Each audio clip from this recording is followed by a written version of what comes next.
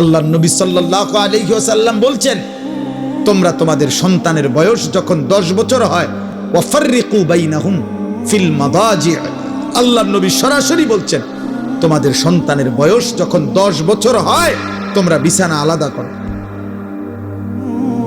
স্পষ্ট নিষেধ ইসলামী শরীয়তের মধ্যে যে 10 বছর বয়সী দুই ভাই, আপন দুই ভাই, এক লেফ কম্বলের নিচে শোয়া, স্পষ্ট নিষেধ।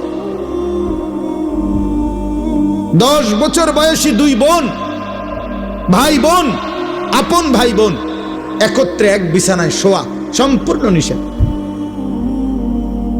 অথচ স্বাস্থ্য ভাই, জ্যাঠতো ভাই, আত্মীয় স্বজনের বিয়ার বাড়ি, 8 বছর 10 বছর 12 বছরের জি ফুট ফুলাফান সব ডিরে এক লগে হতাই দিয়ে গেছে, সব ডি শুয়ালা একসাথে।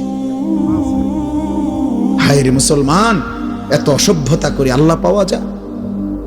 এত অসভ্যতা করে সুখ পাওয়া যায়? ইসলাম একেবারে ছোট্ট কোলের বাচ্চাটার পর্যন্ত নজরদারি রাখছে।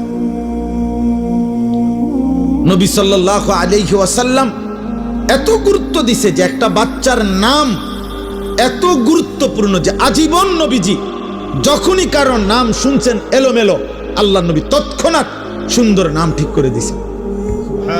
এখন ঠিক করো, এখন ঠিক করো। নামের সাংঘাতিক প্রভাব।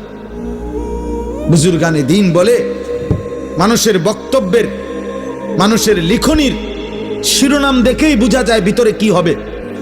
কোন মানুষের নাম শুনেই বোঝা যায় তার ঘর, তার পরিবার, তার ফ্যামিলির রুচি, ঈমান, আমল, আখিরাত, তাদের ফিকির কেমন।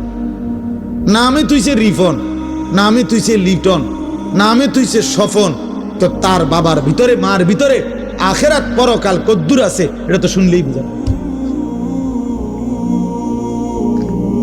নাম শুনেই তো আন্দাজ করা যায়।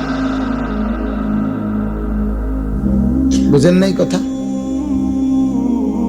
নামেই তো লিফি, নামেই সোনালি, হ্যাপি, তো নাম শুনেই তো আন্দাজ করা যায় মা বাবার কলিজার ভিতরে আখিরাত আছে কিনা।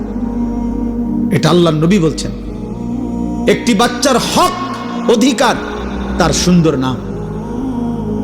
নামের সাংঘাতিক আসর, প্রভাব। এই জন্য আমি বললাম আমাদের এটা প্রত্যেকের জিম্মাদারি, আমাদের দায়িত্ব এটা।